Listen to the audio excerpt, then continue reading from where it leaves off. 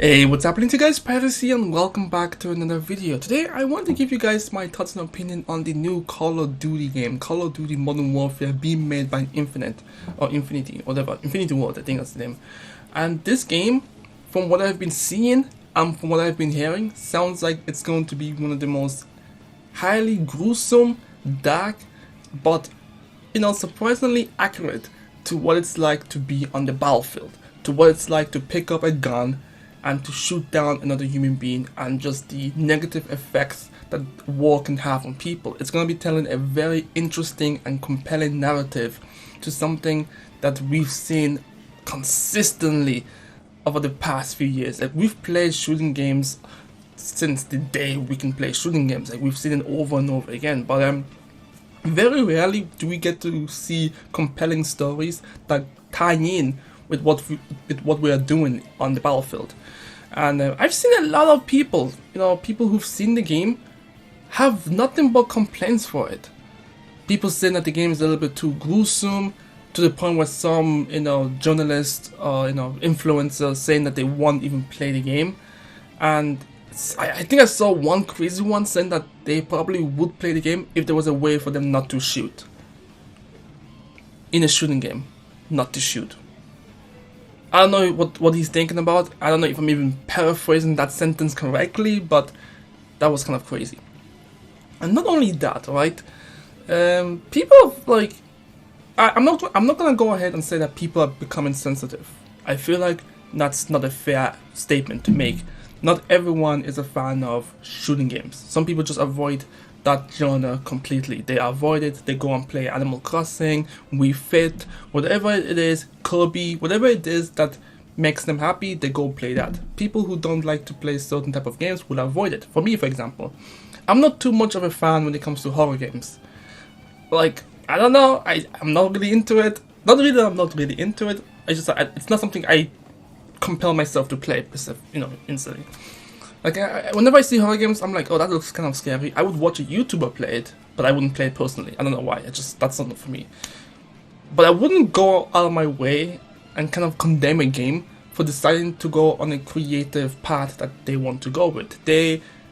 Some people I've actually seen this. Some people say that Call of Duty Modern Warfare is so realistically gruesome and so accurately depicting of what actual war is like that it might actually offend real veterans who've went and fought in wars. I don't know how you can offend a veteran. I feel like most veterans who actually fought in wars would probably be more insulted when they see war games be turned into a joke.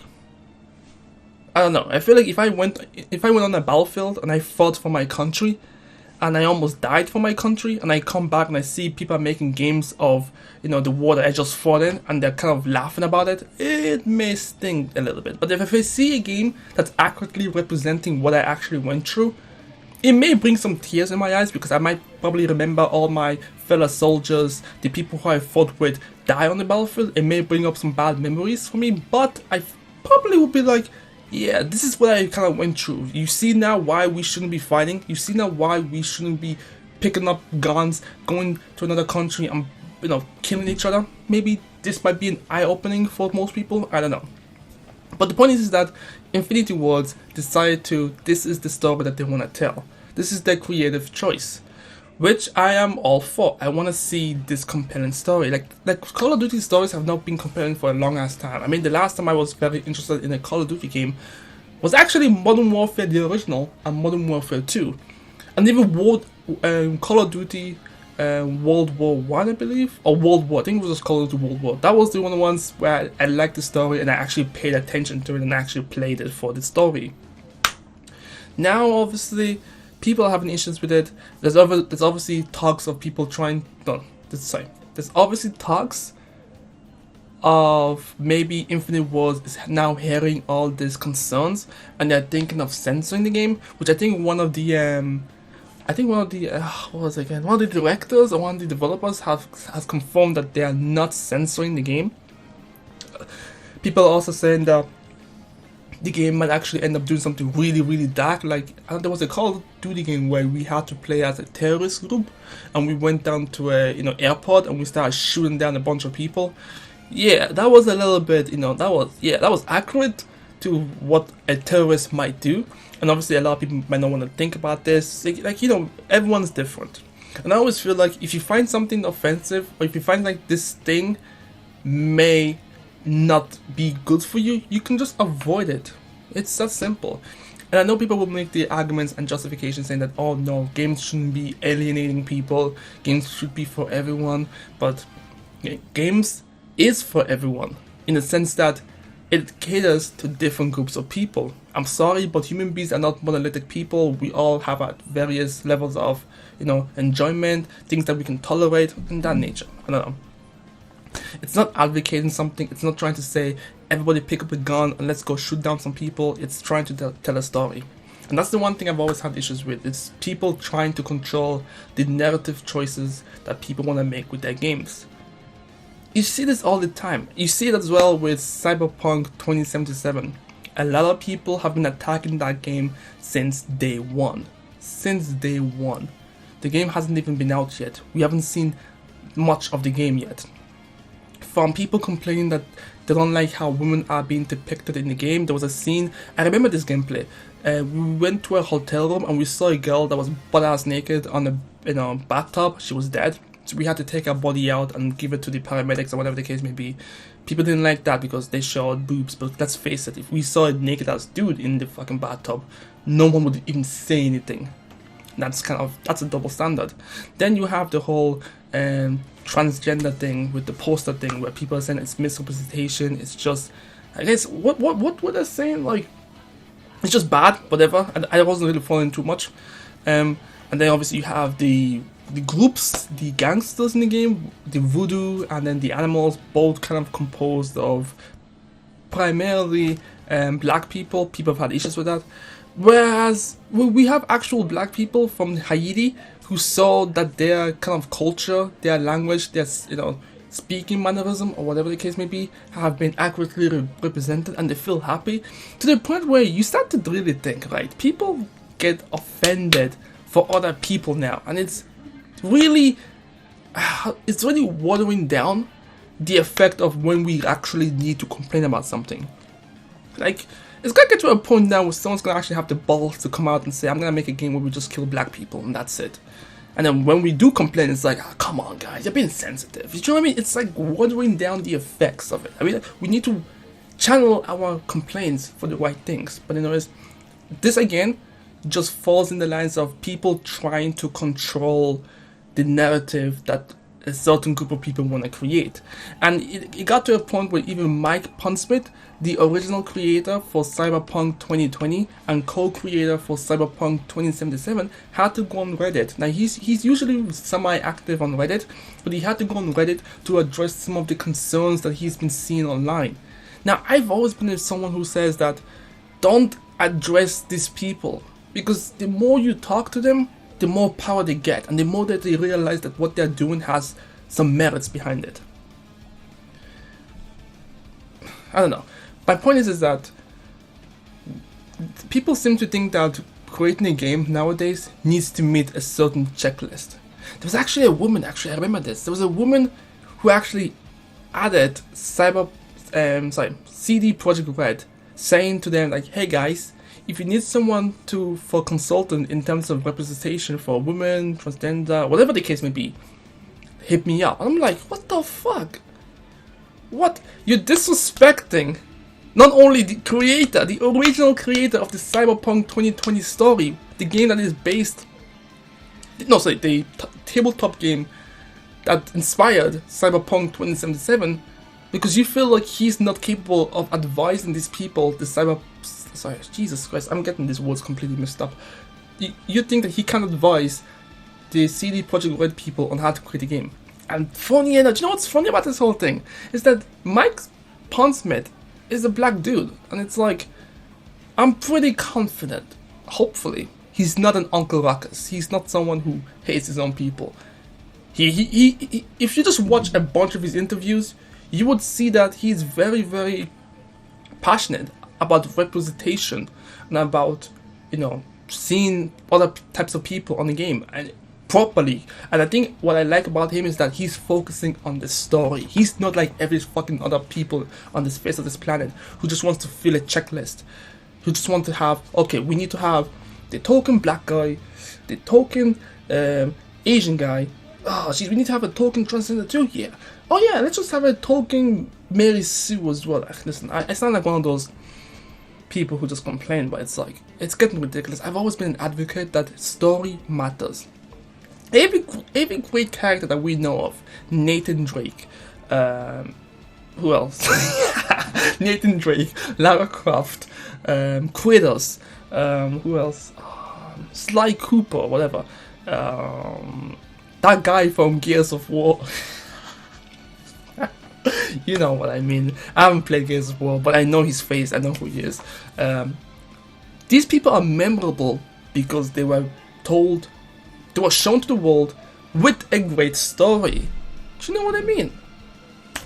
But all the other characters that we've seen in the past, who were created because they had to be created for token reasons, who remembers them? No one. I'm telling you. We need to let these companies do their creative thing and just wait till the game comes out so we can judge the full product. Can you imagine, bro? You buying a book, you see a cover, and that cover just happens to have a really, you know, a super hot Ethiopian girl, and you think, oh no, she's being used just to sell the cover. This game is misogynist. Just dispose of this book immediately. Let's burn it down. And then you read, and then, you know, you end up reading the book, and the book is just a fucking compelling story of this Ethiopian girl who rises up from the poverty to rule her kingdom. I don't know. You see what I mean? You see what I mean? That's actually an interesting story. I might actually read that. But creative choice. We need to wait. People like, I mentioned Cyberpunk 2077 because it's currently the hot topic right now. People are jumping the gun here. You know, they will slander the game. They will slander the creators, CD Projekt Red. They will slander even the country, you know, calling the country super racist because some of the government leaders have said that they don't want non-white person in the country. I mean, I know leaders represent the country, but I'm pretty sure if you just talk to the individual people in the country, they're probably against what their leaders are saying. But I don't know. I'm not following Poland's politics. I don't have any interest in going to Poland anytime soon. It's not like I might go for historical reasons, but my point is that this video is all over the place. I'm sorry about this, but my main focus of this video is that we need to stop this fucking outcry. We need to stop getting raging, that's not even the word. We need to stop being so angry and wait until the game comes out. Wait until Call of Duty Modern Warfare comes out. Wait until Cyberpunk 2077 comes out, and we can see, okay, with Call of Duty Modern Warfare, we know it's going to be violent, and I'm looking forward to it. I'm looking forward to seeing an authentically represented war on the video game platform. I want to see what they can do. I don't want censorship. I'm sick and tired of having everything watered down to be political correct. Let's face it, every day we sit here, we're pretty much on our phone, we're tweeting, we're watching videos, we think the world is at peace and everything is fine. Meanwhile, there are people over there dying. People are dying in Syria because of the conflict that's going on over there. Wars are currently happening as we speak. I can't speak. I'm sorry. I just came back from work. I'm tired. But my point is that war is gruesome. There is nothing in war that actually can be watered down. People have done horrific stuff in wars. We've seen it. There's actually one in particular that I'm thinking of. Oh, let me see if I can pull it up. I'm just gonna see if I can pull it up now. But you know, people have done some horrible. Is it Nagasaki, I believe? No, it's not. It's not the one I'm thinking of right now. I can't remember this. I should know this, to be honest with you. But whatever. My point is that wars are not for kids. They're not. I want them to be as accurately as humanly possible. I want Cyber Connect 2. I said Cyber Connect 2. I am actually tired. Jesus Christ. I want Cyberpunk 2077 to be a really good game. And the outcry is ridiculous, especially the one where they say that, oh, as a white guy, you're shooting down a bunch of black people. Did they forget that you can actually create a character? This is what blows my mind. It's like, they have been advertising that you can create your own character in a role-playing game. I think they call it, is it a tabletop role-playing game, whatever, RPG, Dungeons and Dragons, whatever the case may be. It's supposed to have super creative freedom to play and experience the world of Night City. So I am gonna, you know this, for me, I'm gonna create a black character. So if I shoot down a bunch of black people now because they just happen to be in a gang and they just happen to be part of the plot of the story, am I an Uncle Ruckus? I don't... See, the thing is, if you're thinking like that, you're probably racist. I'm sorry, but you probably are, because I've shot down a bunch of white people in many of the games I've played. Battlefield, Call of Duty, every other fucking game that has villains who just happens to be white, I've shot them down without a second thought, not because they're white, but because they have what I want, XP points. XP points. But no, that's just my thoughts and opinion on it. I think it's pretty crazy. We need to let creativity flow. We can't stifle creativity. We need to allow games to be told in the way that they need to be told. You know what actually pisses me off? This might be actually a rant. Is you have journalists trying to manipulate. Did my camera just okay? You have a journalist trying to manipulate a company to create a game based on their fucking image. I actually saw a comment on Reddit saying that people, it was part of the whole Mike Pondsmith response. You might find it when you go to his Reddit thing, but there was a one that says we need to try and create a game that is safe and inclusive for everybody while meeting the standards and telling a story. How are you gonna tell a company that they need to checklist a bunch of stuff first before telling a story? Do you know how boring that's gonna be? Some of the most compelling stories are stories that make you go, that make you think, that make you see things in a different point of view. Like if we went about and we followed their mindset, for example, every story is going to be the same. You'll have the main character be a female, shitting on guys consistently, while they're fucking lesbian. Oh my god, I don't know. It is so stupid. I'm sorry. Like, listen to me. I understand that when we see wrong, we should speak out on it. But it's very difficult for me to get behind these people when their reasons is that either they are offended, they're sensitive about something, or it's all of them at once. It's like, no. What other game is coming out that people are getting triggered by? I don't know. It's ridiculous. Can we just wait? Can we just let people tell their story? Can you? Why do you think Games of Thrones was such an amazing story up until season 5? Maybe season 7, 6, maybe 7, 8. Yeah, that was when things just started going down. But why do you think it was such a compelling story? Because we listened to this guy Judge. I think his name is Judge. I don't know. His last name is Martin, I think. Whatever. And he told a story. He told the story that he wanted to tell, and we were able to follow it. There was a lot of twists and turns. There was a lot of things that just happened that had us going, what the fuck? That had us getting mad at certain characters. We were emotionally invested in the story because we couldn't predict what was going to happen next.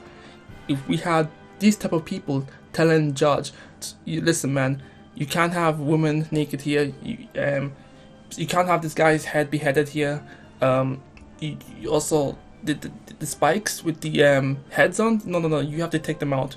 The night walkers, nah, that's offensive to dead people, you need to stop, nah.